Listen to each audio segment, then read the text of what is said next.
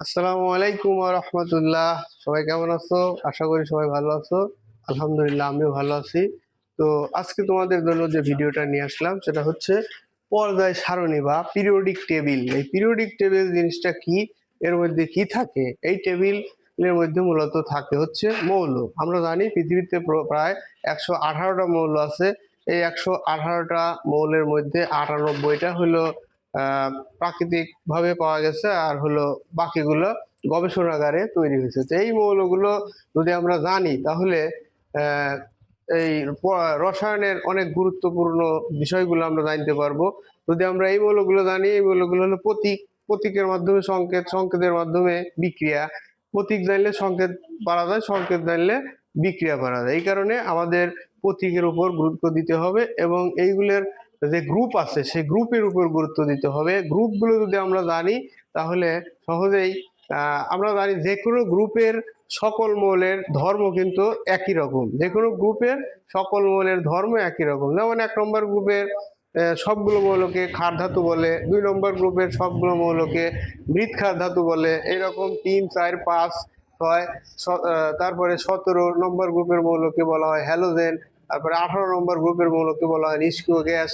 এইগুলো যদি আমরা যে কোনো একটা গ্রুপের আহ, আহ, সবগুলো মৌলের নাম জানি তাহলে কিন্তু সহজেই বুঝতে পারবো যে এই সবটার ধর্ম হচ্ছে একই রকম। এই কারণে এই জিনিসটা অত্যন্ত জরুরি। তাহলে আমরা শুরু করি যে 1 নম্বর গ্রুপে কি কি মৌল আছে। 1 নম্বর গ্রুপে হাইড্রোজেন, যেমন হাই, লি, না, কে, রুবি, শেষে, ফেলেছে। যদি আমরা এই ছন্দটা মনে রাখি তাহলে কিন্তু সহজেই আমরা এইখানে কয়টা মৌল আছে সেটা জানতে পারবো। তাহলে hydrogen, lithium, sodium, potassium, rubidium, caesium, francium.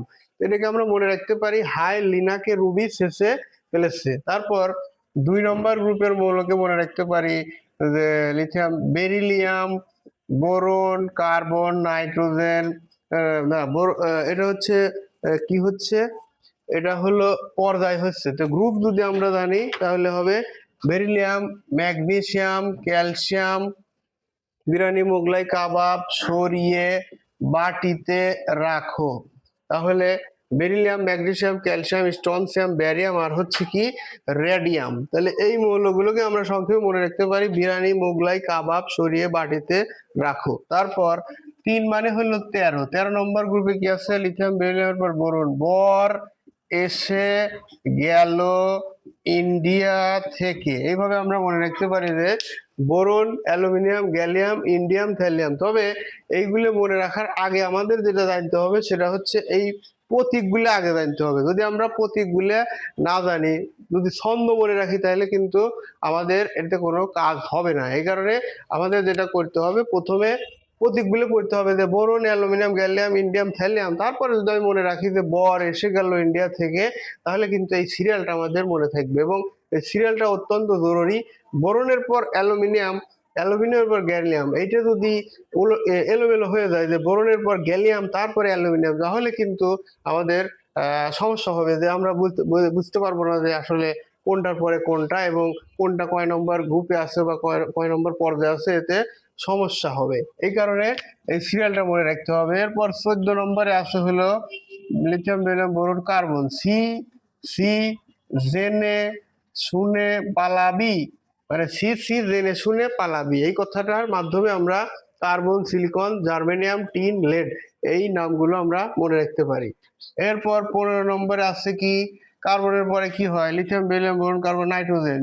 Nazrul পাগলা আসবে সোমবার বিকালে। বিকালে তাহলে নজরুলতে কি হয়? নাইট্রোজেন। তারপরে পাগলাতে ফসফরাস।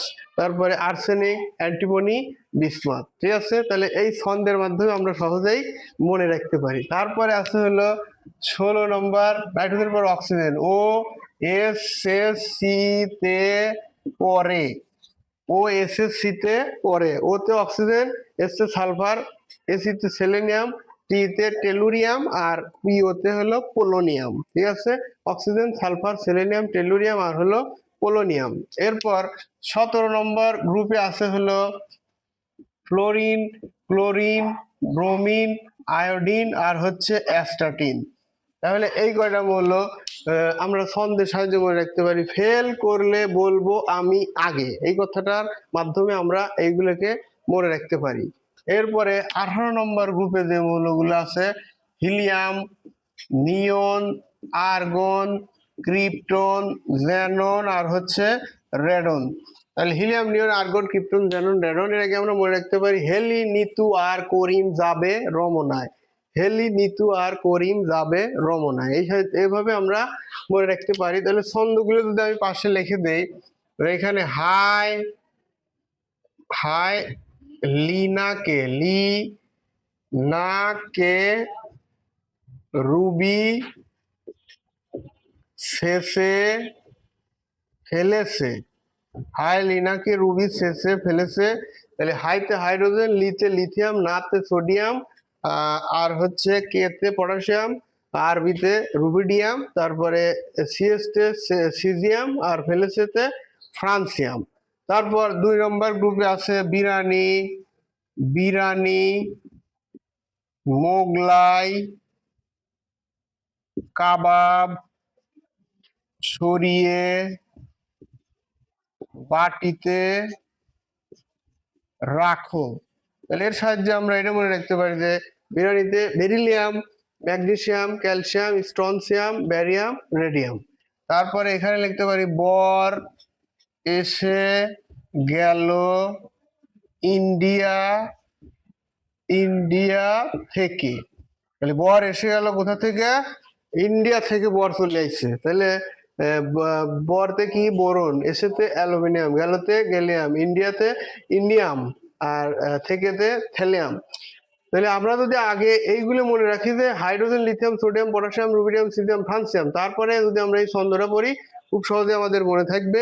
আমি নিজেও যখন আমি এইগুলো মনে রাখছিলাম যে hydrogen, lithium, sodium, potassium, rubidium, caesium, francium, কয়েকদিন পরে মুখস্থ করার পর ভুলে গেছি যে আসলে হাইড্রোজেনের পর লিথিয়াম, তারপর কি সোডিয়াম না পটাশিয়াম, মানে একটা মানে কি হয়ে যায়, এলোমেলো হয়ে যায়। এই কারণে যখনই ছন্দটা পড়ছে যে হাই লিনা কে রুবি শেষে ফেলেছে, তার মানে হাই তে হাইড্রোজেন, লিতে লিথিয়াম, নাতে সোডিয়াম, তারপরে কেতে পটাশিয়াম, আরবিতে রুবিডিয়াম, সিজিয়াম, ফ্রান্সিয়াম। এইরকম ভাবে সিরিয়ালটা মনে রাখা যায় যদি আমরা ছন্দটা মনে রাখি, ঠিক আছে। তারপরে আছে হলো সি সি জেনে শুনে পালাবি, সি সি জেনে জেনে শুনে পালাবি, সি সি জেনে শুনে পালাবি। তাহলে এইটুকের মাধ্যমে আমরা এটুকু মনে রাখতে পারি। 14 নম্বর যে সি তে কার্বন, এস আই তে সিলিকন, তারপরে জেতে জি তে জার্মেনিয়াম, এস এন তে টিন আর পিবি তে হচ্ছে লেড। এরপরে এখানে নজরুল পাগলা অথবা নয়ন পাগলা যে কোনো কিছু লেখা যায় নো দিয়া। নয়ন পাগলা আসবে সোমবার, সোমবার বিকালে, বিকালে।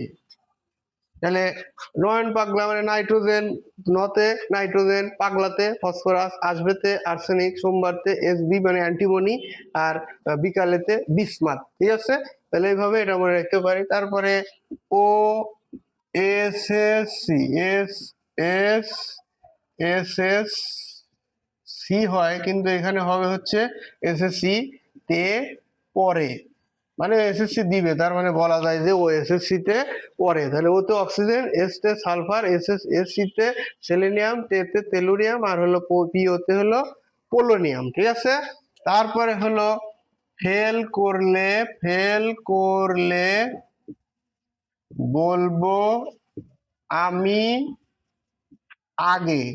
মানে কিছু কিছু বন্ধু থাকে না, খুব ভালো বন্ধু, যারা হচ্ছে মানে দুই বন্ধুর মধ্যে একজন যদি ফেল করে তাহলে আর একজনে বলে দেয়, অথবা তার বাবা মা বলে দেয় যে ফেল করলে বলবো আমি আগে, তুই ফেল করলে তোর বাবা মাকে বলে দেবো, ঠিক আছে। তাহলে ফেল করলে বলবো আমি আগে, fluorine, chlorine, bromine, iodine, astatine. তারপরে হলো হেলি, নিতু আর করিম, হেলি, নিতু আর করিম যাবে রমনায়। রমনা মানে কি? রমনার বটমূল। রমনার বটমূলে গান হয় না? পয়লা বৈশাখে গান হয়, তে এসো হে বৈশাখ, এরকম করে গান করে রমনায়। তে হেলি, নিতু আর করিম এই তিনজনই যাবে হলো রমনায়। তাহলে এর মাধ্যমে হেলিতে হিলিয়াম, নিতুতে নিয়ন, আর আরতে আর্গন, কোরিনতে ক্রিপ্টন, তারপরে জাবেতে জেনন, তারপরে হলো রমনাতে রেডন। তাহলে হিলিয়াম, নিয়ন, আর্গন, ক্রিপ্টন, জেনন, রেডন, এইভাবে আমরা সহজেই কিন্তু এই নামগুলো মনে রাখতে পারি। আর গ্রুপ করলে আমরা জানি যে একই গ্রুপের সকল মৌলের ধর্ম একই রকম। আর এরপরেই আছে আলোচনা আয়নীকরণ শক্তি, তড়িৎ ঋণাত্মকতা, তারপরে ইলেকট্রন আসক্তি, এইগুলো কিন্তু পর্যায় অনুসারে এবং গ্রুপ অনুসারে মনে রাখতে হয়। মানে এখানে আছে যে যে কোনো গ্রুপের উপর থেকে নিচে গেলে আকার বাড়ে। আমি যদি নাই জানি যে গ্রুপ কোনটা, তাহলে কিন্তু বুঝতে পারবো না যে এই গ্রুপে এই মৌলগুলো আছে।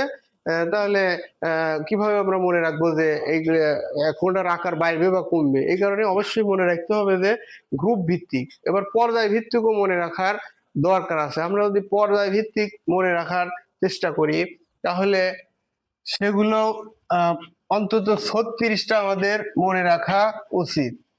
তাহলে 36টা, এটা হচ্ছে মিনিমাম, আর ম্যাক্সিমাম হলো 54টা। তাহলে আমরা যদি মনে রাখি এইভাবে যে হাইড্রোজেন, তারপরে কি এই পাশে আছে হলো হিলিয়াম, হাইড্রোজেন হিলিয়াম, এটা 1, ওটা 2, তারপরে কি lithium, beryllium, boron, carbon, nitrogen, oxygen, fluorine, তারপরে এটা হচ্ছে নিয়ন। তাহলে এটা হলো 3, আর এটা হচ্ছে 10।